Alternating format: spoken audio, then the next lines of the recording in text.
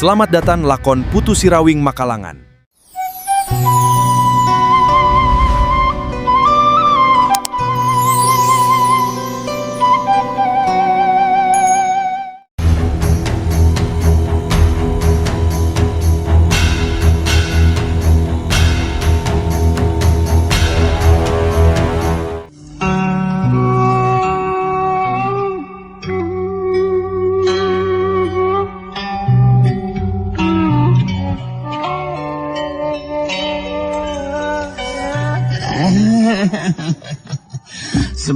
Sebentar dulu ya. Berikan kesempatan kepada Emang untuk menyampaikan hal penting kepada Eyang Walikili. Jadi bagi Eyang Walikili ya, menjadikan perlu diketahui bahwa catatan rahasia ilmu panunggalan Patis Jati Sampurna yang dipegang sama Eyang Walikili sebetulnya sudah hampir sepenuhnya diyakini sama Alo Aku Nang Bule. Kemudian kemampuan ilmu silat tingkat tinggi Eyang Walikili ternyata begitu hebatnya. Sementara Eyang Walikili sendiri belum membuktikan bagaimana kehebatan ilmu panunggalan Jati Sampurna. Dengan demikian, maka aku sekarang akan menjelaskan. Dijelaskan harita ku si Jawara Idaman. Binaan catatan rahasia ilmu panunggalan Jati Sampurna Bismi Sapinuna bisa diyakinkan ku Nang Bule. Sedangkan kemampuan ilmu silat tingkat tinggi Eyang Walikili bisa gitu hebat. Nah, seterusnya boga karep hayang ngapimilik catatan rahasia teh. Bari can dibuktikan kumaha kahebatan eta ilmu panunggalan Jati Sampurna. Sabab bisa wae kemampuan jeung kekuatan Eyang Walikili malah lebih hebat tibatan ilmu panunggalan Jati Sampurna. Anu matak dina neruskeun eta tarung Eyang Walikili sakuluna mah muji heula kahebatan jurus kahiji ilmu panunggalan Jati Sampurna. Mun Eyang Walikili bisa ngungkulan eta tarung, eta jurus, mangka catatan rahasia bakal dibikin. Namun tetela teu mampu, mangka Eyang Walikili kudu ngaku kana kaunggulan Nang Bule. Sarta geus ulah boga karep deui hayang ngapemilik deui eta catatan rahasia. Sangeusna ngerasa cukup dina nepikeun caritaan anak Eyang Walikili harita sejarah idaman bungkas caritanana.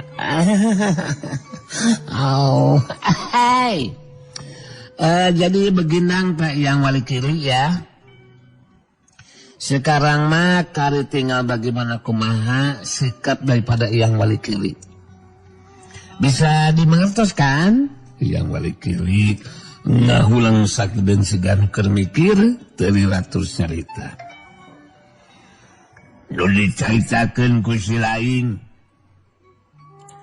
ku dewek bisa kaharti gali. Malah deweknya tujuan karena katang tuan nu dicaritakeun ku si lain deui. Mun dewek kepikeun ka teu mampu ngungkulan jurus kahiji ilmu panunggalan Jati Sampurna, mangka dewek lain bae bakal ngaku kana kaunggulan si Nang Bule. Tapi dewek janji bakal tunduk patuh karena setiap perintahna si Nang Bule. Di mana dewek dibutuhkeun ku si Nang Bule, tangtu dewek bakal datang.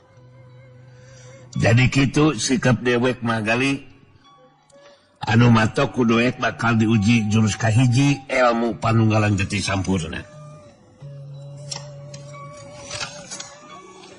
Nang Bule ngarelet ka manggali betus nyarita.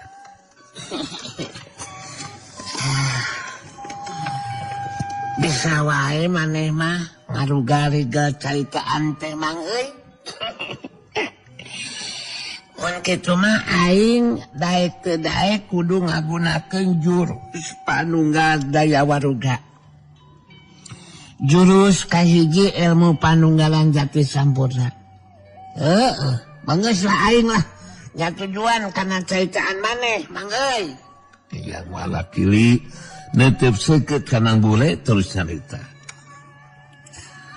Tarung kudu diteruskeun nang bule. Saterusna si lain kudu ngagunakeun jurus kahiji ilmu panunggalan jati sampurna. Oke. Eta jurus kahiji teh disebut teh jurus panunggal daya waruga. Bisi maneh hayang nyaho mah wali kiri anu matak nanuskeun ieu tarung. Usi lain gunakeun eta jurus panunggal daya waruga teh. Mangrupa jurus kahiji ilmu panunggalan jati sampurna. Dewek boga kayakinan ku kamampuan ajen pangati dewek. Eta jurus bakal bisa diungkulan ang boleh. Ahai. Dikarenakan pertarungan akan dilanjutkan, ya. Maka sejawara idaman akan menjadikan kembali ke tempatnya. Untuk membandungkan pertarungan kejutan yang akan berlangsung. Hibah! Geus kitu manggari. Sejawara idaman ngajoelat balik di ke tempatna. Nang bule saga diri pikeun ngagunakeun jurus panunggal daya waruga. Sedengkeun ayang wali kiri langsung saga diri pikeun ngagunakeun kakuatan panarajang anu sapinuhna. Anu tangtuna oge bakal lebih hebat tibatan tadi kakuatan panarajangna. Nang bule mancuh dina tangtunganana terus nangtang ditarajang. Perhatikan kumaneh wali kili. Hoi. Aing geus siap nyepikeun ngagunakeun jurus panunggal daya waruga. Jurus kahiji non teh ilmu panunggalan jati sampurna teh ya. Jadi ayeuna mah kali tinggal gunakeun kakuatan panajang maneh. Anu panghebatna, anu pangjempolna. Nu sakirana bakal mampu ngungkulan jurus kahiji nu digunakeun ku aing sahwali kiri. Hasok gancang tarung saling hulang-hulang. Aki-aki bedegong. Si lain montong bakal ngerasa bakal menang angin. Si lain nang bule bakal aya dina kaunggulan. Sabab dewek bakal ngagunakeun kakuatan panarajang anu sapinuhna. Kakuatan panarajang lu bakal hebat tibatan tadi nang bule. Maksud aing teh kitu katerukeun pangapegug teh sia yang balik kiri. Hasok tarung jeung aing. Montong kalah kaloba bacot wae sia Dewek memang bakal maju nalajang sia bule. Rasakeun kekuatan panajang dewek.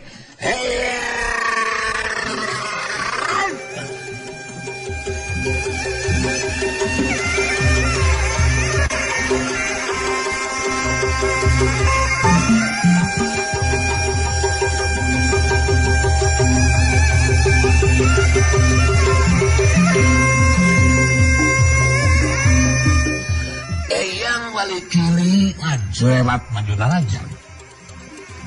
Nang bule ngabendung kakuatan panarajang lawan ku sapasang leungeunna. Bantrokan kakuatan tanaga pisan tingkat tinggi lumangsung. Geus waktu sababaraha detik disanggeusna ngabendung panarajang lawan, harita nang bule ngalakukeun gerakan nu teu bisa katuturkeun ku kasegetan panon lawan. Panarajang leungeun katuhunang bule ngahantem kana dada lawan. Sot hieup budak geus. Anjir kurang ajar. Dada aing beunang ya leuh. Yang walakili ngagerok kaget balidahan ka nyeri. Saterusna ngabangkieung mundur sabaraha ka katuka. tapi gancang ngajaga kasaimbangan badana. Bangkil daligdug laneg. Eyang Walikili mancuhkeun tangtungana deui bari ngaturing hapanapasna. Jeung ngarasakeun ka nyeri dina dadana dibarengan ku perasaan kaget sabab tata gerak jurus panunggal daya waruga nu digunakeun ku Nang Bule teu bisa ditebak parobahan tata gerak jeung arah sasaran panarajangna. Mangrupa kanyataan anu di luar dugaan Eyang Walikili dina waktu harita. Kumaha kalosna ye, aya? Aya meureun. Lantaran maneh masih keneh mampu mancukeun tangtungan, ku aing maneh diberi kesempatan pikeun maju narajang desa Walikili. Cek aing ge kakuatan panarajangna kudu anu panghebatna, kudu anu pangjempolna sah. Warawiri ari hayang bisa ngungkulan jurus aing mah. Sok. Dewek memang masih kena mampu sia Nang Bule. Tidak sia. Pikeun ngalakukeun di panarajang Nang Bule. Dulu saya gunakeun ku si lain bakal mampu diungkulan. Tada sia.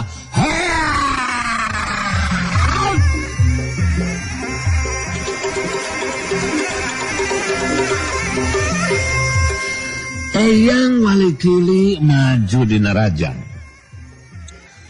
Datang ke panarajang lawan harita mah Nang Bule teu dibenuh.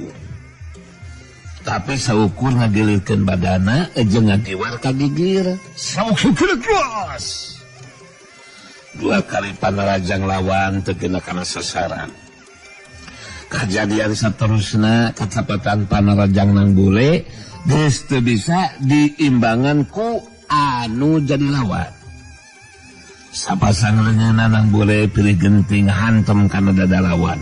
Satsukuberkas. Dada rubuh aing. Eyang Walikili ngageronahan ka nyeri. Bari ngajengkang oleh ka tukang geus teu bisa ngajaga di kasaimbangan badana. Jengkang koleab kedebut. Eyang Walikili rubuh maring lemah. Tina bibirna muncrat ngaluarkeun getih lalambaran. Nang Bule mancu dina tangtunganana betus nyarita. Geus ya ayeuna mah tarungna Walikili. Ieu kanyataan geus teu bisa dibantah ku maneh deui. Sabab geus jelas maneh teu mampu ngungkulan jurus panunggal daya waruga, jurus kahiji ilmu panunggal jati sampurna anu digunakeun ku aing. Tapi bisi maneh uncupan keneh mah nuliskeun tarungna didaguan ku aing Syah Walikili. Eyang Walikili ngarahu dina jero hatena. Sabab cukup lila dirina upaya terus ngaronjatkeun kemampuan jeung kakuatan ilmu silat beranjang loka jeung kakuatan tanaga lapisan tingkat tinggi. Tapi tetela kemampuan ajen pangartina bisa diungkulan ku Nang Bule. Sedengkeun manggali si Jawara idaman harita datang nyamperkeun ka tempat Nang Bule. Sanesna dekat terus nyarita ditujukeun ka Eyang Walikili anu masih keneh ngagoler. Hai. Menjadikan bagaimana kumaneh kalau sudah begindang ye Eyang Walikili. Yang jelas keadaan yang sedang keranapan di saat ini ya. Ini merupakan suatu kenyataan yang harus diterimakan sama Eyang Walikili. Sebelum terjadi pertarungan juga, si Jawara idaman kan sudah memerenyaho sama kamu. Jangan cobra-cobra untuk bertarung ayuna Nang Bule mah. Nang Bule dilawan Putih Surawing tahu. Jangan meninggali keadaannya yang budak kene. Hei, Jadi sekarang mah yang wali kili harus menepati apa yang sudah dijanjikan tadi ya. Bisa dimengertos meren. Yang wali kili moneal hudang lalaunan terus diuk. Bagikeun panutupna kanang bule jeung manggali sejawar idaman terus nyarita. Nang bule gali sejawar idaman dewek teh ngaku kana kaunggulan anu jadi lawan. Kalau masa ele jajaten tapi dia pangarti ku lain nang bule hebat si lain bebegitkeun ilmuna geus mapan nang bule jurus Panunggal Daya Waruga nyata jurus kahiji ilmu Panunggalan Jati Sampurna anu digunakan ku saing benar-benar hebat nang bule. Padahal dewe geus ngagunakeun kakuatan Panrajang sapinuhna alah upaya dewe saya ieu teh nu terus ngalatih diri pikeun ngalonjatkeun kakuatan tenaga lapisan tingkat tinggi. Jeung ilmu silat Branjang Loka teteh teu mampu dipake ngungkulan jurus kahiji nu digunakeun ku salain mana bule Lipuh aing aduh. Terus ayeuna sikep maneh rek kumaha ye? Warawiri. Hasok sa ngomong. Ngomong anu balik sia mesti dagon deui ku aing. Ahai, tenang lu nang, tenang ya. Nang. Tenang dulu. Menjadikan jangan gampang mendagor dulu nang ya. Meninggali keadaannya seperti ini nang, kita juga harus karunya nang. Karunya ini sama bebengok ini aki-aki bedagong. Terus bagaimana nih yang wali kili dengan janji yang sudah diucapkan tadi? Dewek kang tuwe muarek ingkar janji jawara idaman. Dewek bakal tunduk patuh karena perintah nenang bule. Malah wajar mun dewek ngaku guru kanang bule. Sok sanajan ningali kana syariat mah budak keneh nang bule teh. Tapi ilmuna jelas leuwih hebat Ari karep ka hayang mah sugan we atuh dewek teh hayang diangkat murid kawas kipetir. Kitu tah nang bule kaya nang bule anu masih dina karakterna akibana ireng harita terus nyarita.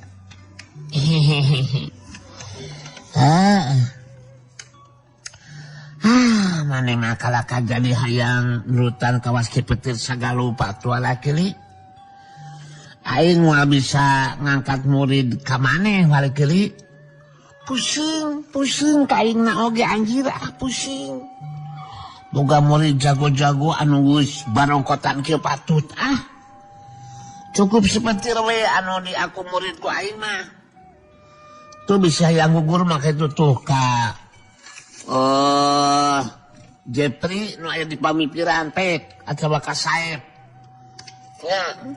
Mana mah jarago lah kabikang mah. Ya. Itulah dia mah pusing jadi yang ngangkat sepetir jadi murid. Ya. Manggeus montong make jeung hayang diangkat jadi murid sagarupa wali kili. Anu penting mah janji maneh ku aing bakal dicatet dina ingetan sia. Lain kitu mang ahai. Betul begitu nang. Jadi begitu ya yang wali kilinya menjadikan perlu diketahui bahwa kalau aku nang bule ini Putus Sirawing sampai saat ini masih memimpin barisan Dharma Yuda. Dan satu waktu nanti ya tentu saja akan membutuhkan bantuan daripada yang wali kiri. Untuk lebih jelas alami begini ya. Harita ku si Jawara idaman terus dicaritakeun ngeunaan Nanggule anu masuk kene mimpin barisan Darmayuda. Anu tangtuna oge dina hiji waktu mah bakal ngabutuhkeun bantuan Eyang Walikili sabab pihak musuh tangtuna oge bakal ngalakukeun tindakan balasan. Sangeusna upayana ngakempur ka kampung kahuripan geus gagal. Eyang Walikili cengkat nangtung terus nyaita deui ka Nanggule.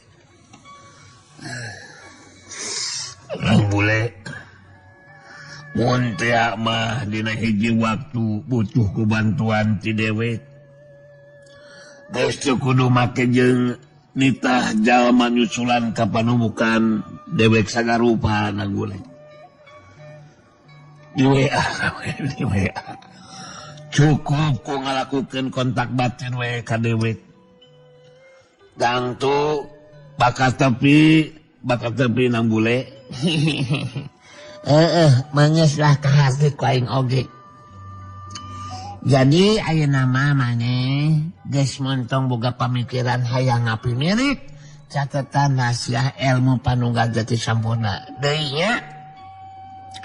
Bener teh Walikili? Ya bener Nanggule. Dewek geus teu miharap hayang ngapimirik catatan rahasia teh ya. Sabab memang geus jadi hak milik Nanggule eta mah. Anu puguh mah dewek we karinungguan parentah ti Nanggule nya kipatir si Samarnyawa. Jeung Dewi Kayang datang ngelampeurkeun ka tempatan Nanggule jeung manggali si Jawara idaman anu keur cacarita ka Eyang Walikili anu geus teu wani deui.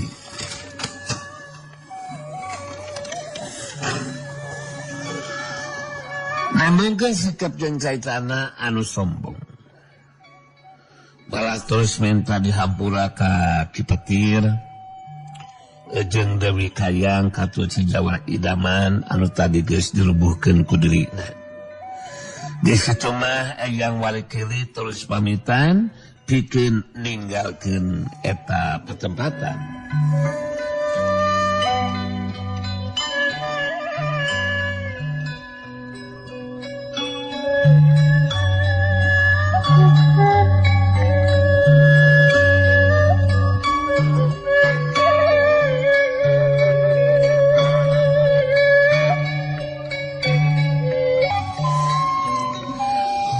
Sanggeusna Eyang Walikili ini harita kayaan Nanggule pulih normal deui dina karakterna Eyang Buana Putih.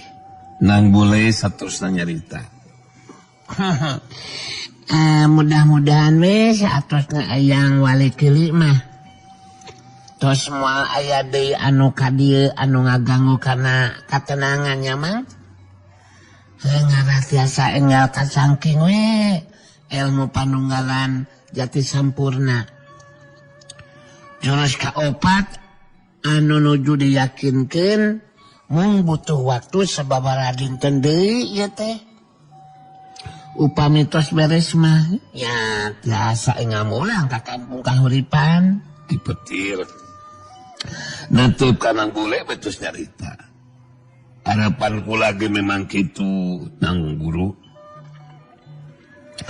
Ulah nepikeun ka aya datang deui gangguan saleuheung mun anu datangna ngaganggu teh kamampuan dirina masih bisa diungkulan ku si Jawara idaman atawa ku Dewi Kayang malah ku deui kula pisan. Tapi mun anu datangna kawas Eyang Walikili mah apan kapaksa Nang Guru anu kudu ngungkulanana Dewi Kayang ge harita milu maidan caritaan. Dewi Kayang ge teu nama ngerasa sarempang ngabandungan kejadian anu lumangsung tenang. Inggis Eyang Walikili teu tiasa diungkulan ajan pangartina. Tapi barang ningali Eyang Walikili siga anu bingung jeung kaget kalunan jurus Padunggal Daya Waruga. Jadi rada tenang kabibina oge na. Apaan gitu Kang Galinya? Ahai, iya yayangku. Angin manggalika lagi punya si Jawa idaman mah. Emang dari sejak awal pertarungan dan meninggali kemampuan Eyang Walikili, ya bagi Mang mah tidak merasa selempang kan? Sebab Mang membogaan keyakinan Nang Bule Putu Sirawing sudah mampu menguasai 3 jurus ilmu Panunggalan Jati Sampurna.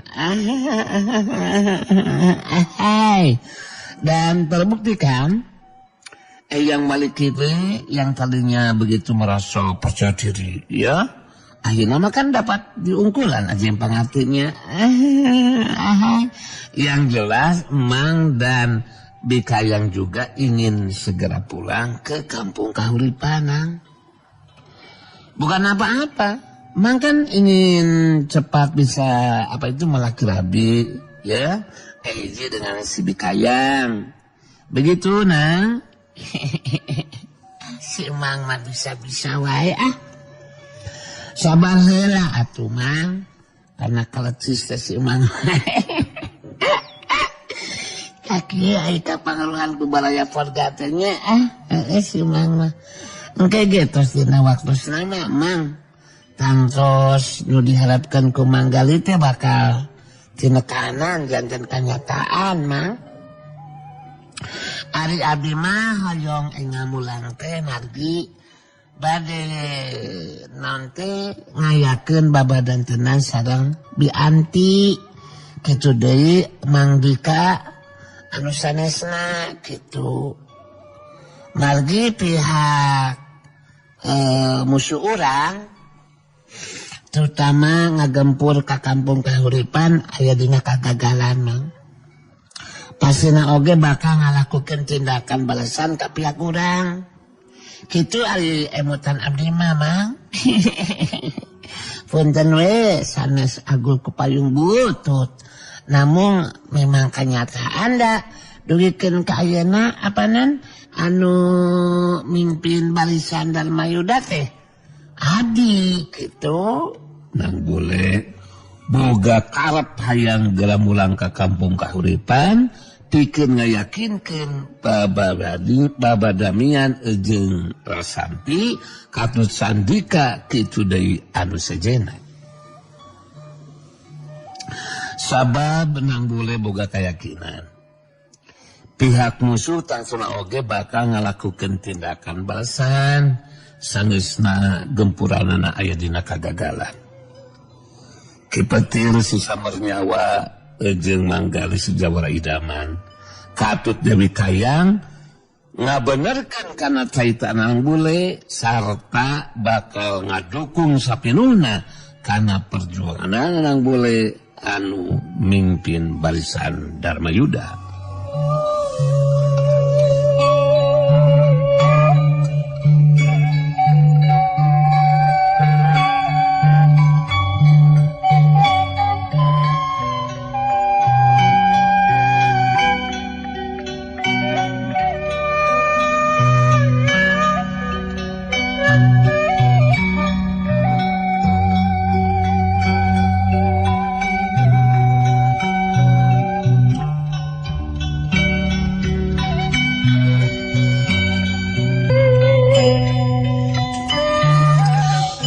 Sedangkan di tempat sejen Baracakra Barayapodga ya harita si Hawuk jeung Guntara katut sadawa jeung saduwu jago kembar Karang Anyar anu geus jadi patalukanana si Hawuk. Harita geus tepi ka pademukanana Bah Unjung anu aya di kampung Ciujung.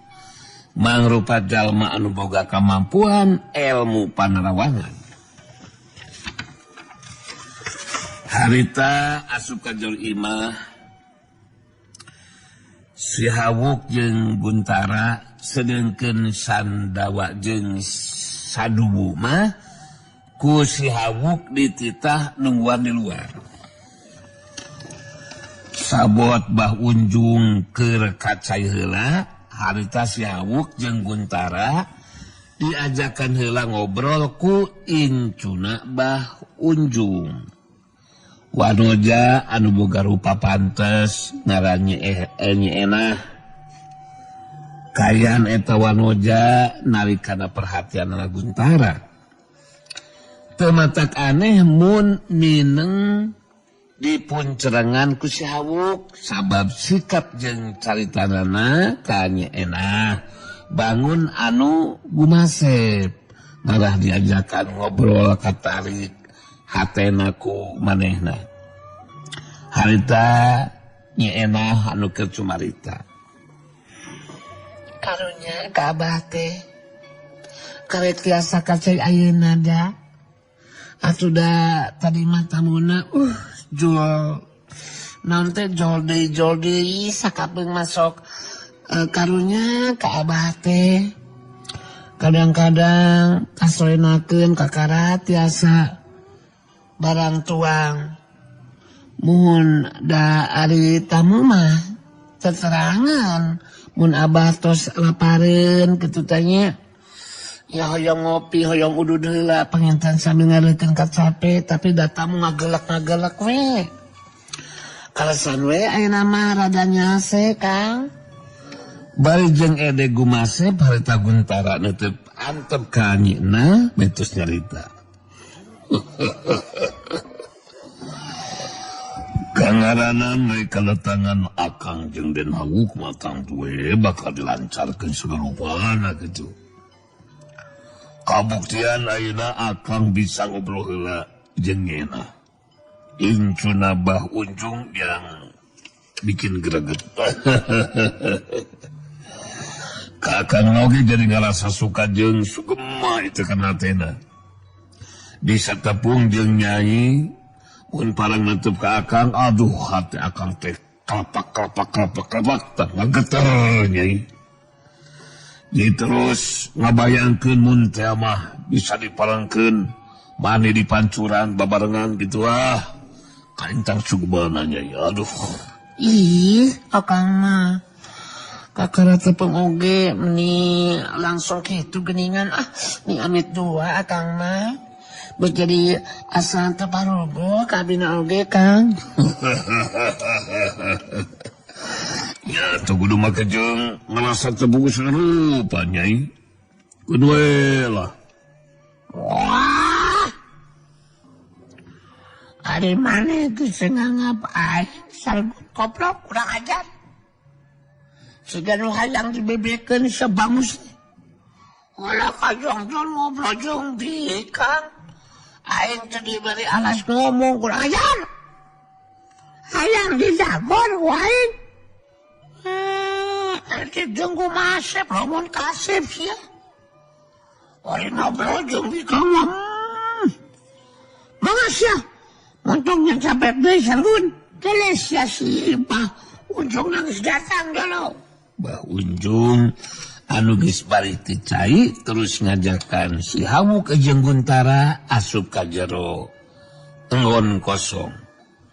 Mangrupa tempat khusus anu sok dipake narima tamu anu menta tulung ka Bah Unjung. Harita duanana dari Uksila. Si Hawuk jeung Guntara dari Uksila dihareupeun Bah Unjung. Saterusna Guntara leuwih ti heula ngawanuhkeun dirina jeung si Hawuk. Mereka wanuhkeun heula dirinya Bah. Ngaran kuring Guntara Irama. Guntara Irama. Wah, kamana karep sagoblog kudu make Irama sagulup. Atuh ieu dunungan kuring nya budak keneh. Ngalahna teh Den Hawuk Bah. Wah, geus bisa kacau bakat. sanajan ujang gitu den hawuk tacan ngajelaskeun karep jeung pamaksudan pangnanepungan ka Abah. Karena pamaksudan datang ka dieu teh lantaran hayang liangan katerangan nu pasti. Ngeunaan gayaan dua jalma anu keur ditariangan anu tepikeun ka ayeuna masih cacan aya raratanana. Eta dua jalma anu keur ditiangan teh aya hubunganana jeung Den Habu. Oh, benar. Benar kalau diomongkan ku maneh teh Maunjuk. Bisa kitu emu moanina aing can ngomong naon geus bisa naba. Dua jalma nu keur ditiangan ku aing jeung si Sagut teh nyata manintin indung aing jeung si Mbah Rangkabong. Anu ngasuh jeung ngagedekeun aing. Ya bener sih Sagut. Milu ngomong atau sete goblok. Ya bener gitu, Bah. Jadi penting nama hayang katerangan pasti ya, Bah. Dengan kayaan manintin jeung Mbah Rangkebong teh aya di mana gitu, Bah. Di pilari ka Saung Dereded teu aya, Bah. Pilari ka Gunung Puntang. Isi aya di Gogoberong si Bah Ewon tu aya, Bah. Di Pamikiran tu aya. Jelas di Pilalika si Raja Surabi, Bah. Wahyu tu aya, Bah, tu aya. Kalabat itu ka Eyang Sultan Mudio gitu aya, Bah. Alah. Kuring duaan percaya, Bah. Abah teh boga kemampuan bisa ngerawang, Bah. Dapuguh memang bingung anu dituju, Bah. Jangan jalma bari sakana sama sakali taya laratanana, Bah.